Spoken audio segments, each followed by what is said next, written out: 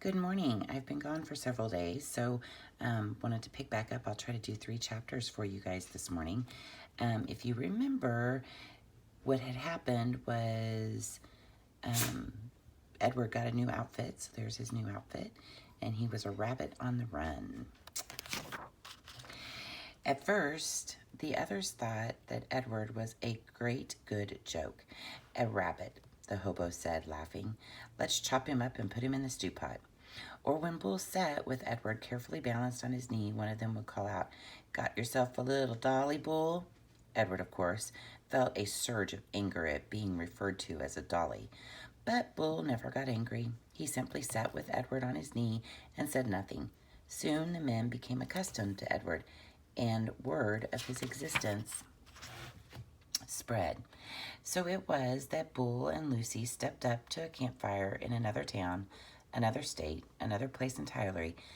The men knew Edward and were glad to see him. "Malone!" they shouted in unison, and Edward felt a warm rush of pleasure at being recognized, at being known. Whatever it was that had begun in Nellie's kitchen, Edward's new and strange ability to sit very still and concentrate the whole of his being on the stories of another became invaluable around the hobo campfire. If we remember back, this shows a change in the character, right?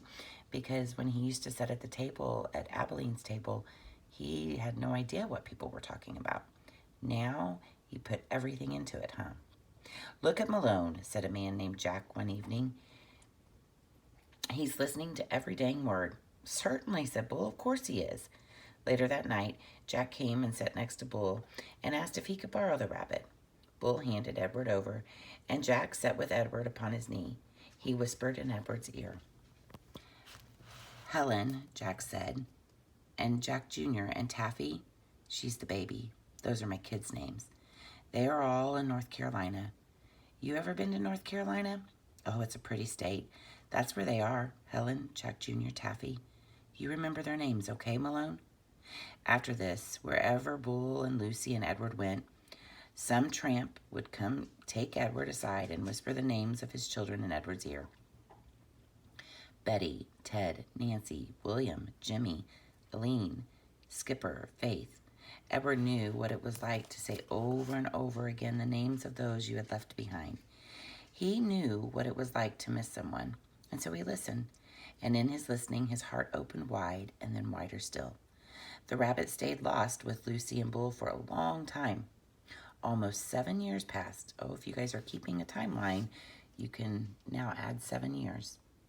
And in that time, Edward became an excellent tramp, happy to be on the road, restless when he was still. The sound of the wheels on the train tracks became music that soothed him. He could have ridden the rails forever, but one night in a railroad yard in Memphis, as Bull and Lucy slept in an empty freight car and Edward kept watch, trouble arrived. A man entered the freight car and shone a flashlight in Bull's face and then kicked him awake. "You bum," he said, "you dirty bum. I'm sick of you sleeping everywhere. This ain't no motel." Bull sat up slowly, and Lucy started to bark. "Shut up," said the man. He delivered a swift kick to Lucy's side that made her yelp in surprise. All his life, Edward had known that he was a rabbit, or what he was, a rabbit made of china, a rabbit with bendable arms and legs and ears. He was bendable, though, only if he was in the hands of another. He could not move himself, and he had never regretted this more deeply than he did that night when he and Bull and Lucy were discovered in the empty rail car. Edward wanted to be able to defend Lucy, but he could do nothing. He could only lie there and wait. "Say something," said the man to Bull. Bull put his hands up in the air and he said, "We are lost." "Lost, ha? You bet you're lost." And then the man said, "What's this?" And he shone the light on Edward. "That's Malone," said Bull. "What the heck?" said the man. He poked at Edward with the toe of his boot. "Things are out of control. Things are out of hand. Not on my watch. No, sir. Not when I'm in charge." The train suddenly lurched into motion. "No, sir," said the man again. He looked down at Edward. "No free rides for rabbits."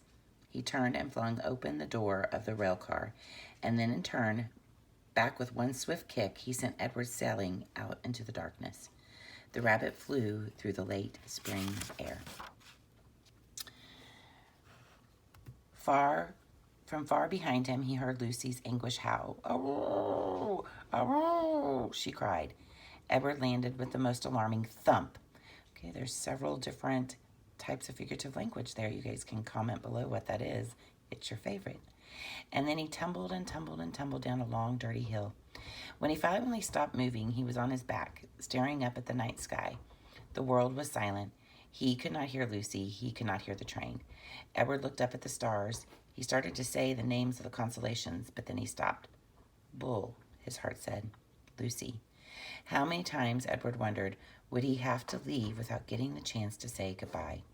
A lone cricket started up a song. Edward listened. Something deep inside him ached. He wished that he could cry. Chapter 15.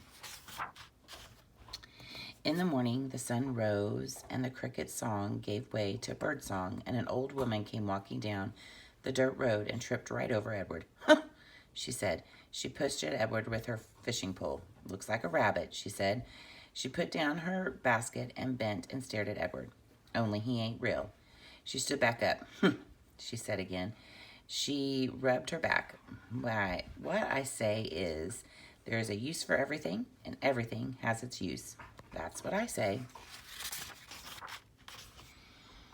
Edward didn't care what she said. The terrible ache he had felt the night before had gone away and been replaced with a different feeling, one of hollowness and despair.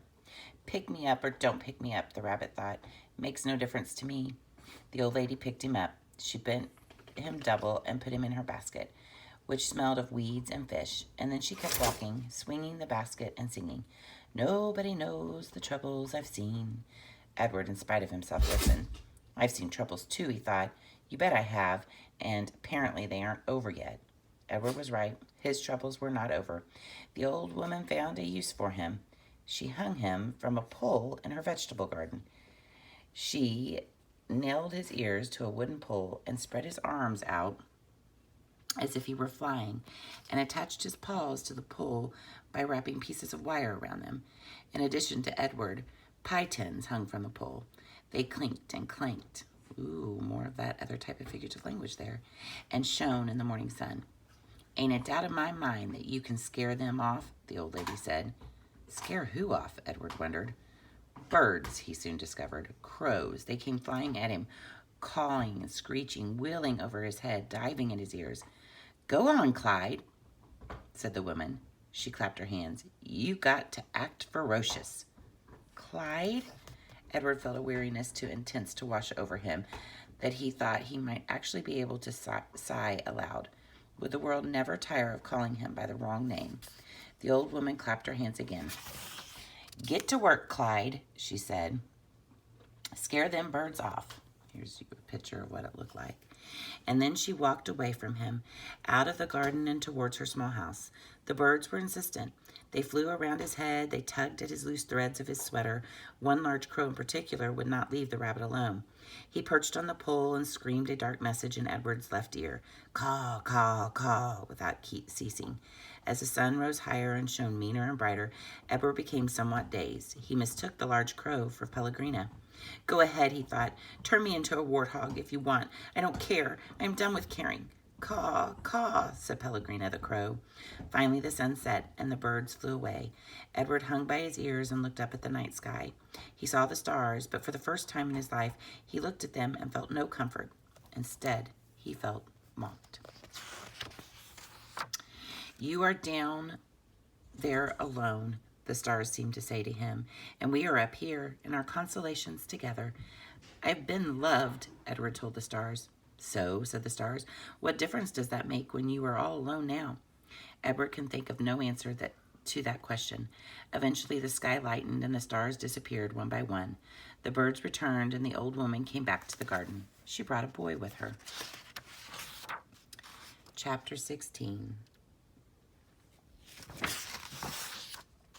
"Bryce," said the old woman, "get away from that rabbit. I ain't paying you to stand and stare." "Yes, ma'am," said Bryce. He wiped his nose with the back of his hand and continued to look up at Edward. The boy's eyes were brown with flecks of gold shining in them. "Hey," he whispered to Edward. A crow settled on Edward's head, and the boy flapped his arms and shouted, "Go on, get!" And the bird spread his wings and flew away. Bryce, shouted the old woman. Ma'am, said Bryce. Get away from that rabbit. Do your work. I ain't going to say it again. Yes'm, said Bryce.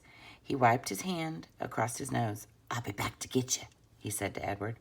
The rabbit spent the day hanging by his ears, baking in the hot sun, watching the old woman and Bryce weed and hoe the garden. Whenever the woman wasn't looking, Bryce raised his hand and waved. The bird circled over Edward's head, laughing at him. What was it like to have wings? Edward wondered. If he had wings, when he was tossed overboard, he would not have sunken to the bottom of the sea. Instead, he would have flown in the opposite direction, up into the deep, bright blue sky.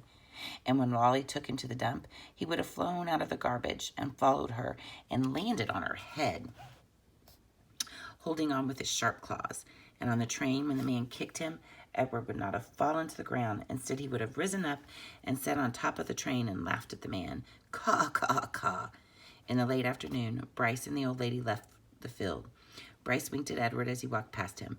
One of the crows lighted on Edward's shoulder and tapped with his beak at Edward's china face, reminding the rabbit with each tap that he had no wings, and not only could he not fly, he could not move on his own at all, in any way.